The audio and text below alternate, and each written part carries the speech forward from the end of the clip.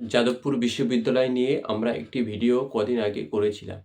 এই ভিডিওটি জের এবং বাংলা পক্ষর আন্দোলনের ফলে সেই বহিরাগত বাংলা এবং বাঙালি বিরোধী ভিভা ট্যান্ডন তিনি তার জায়গা থেকে সরে এসে যে বাঙালি অস্থায়ী কর্মীদের তিনি সরিয়ে দিয়েছিলেন, সেই অস্থায়ী বাঙালি কর্মীদের তিনি আবার পুনরায় কর্মে যোগদান করালেন। অর্থাৎ বাংলা বাঙালি বিরোধী এই ভিভা ট্যান্ডন যে ঠিকাদার সংস্থার দ্বারাই কাজ করাচ্ছিল সেখান থেকে সেই ঠিকাদারিকে সরিয়ে দিয়ে পুনরায় ২৫ থেকে ৩০ বছর ধরে যারা কাজ করছিল বাঙালি শ্রমিক বা কর্মচারী তাদেরকে পুনরায় সেই জায়গায় পুনর্বহাল করল।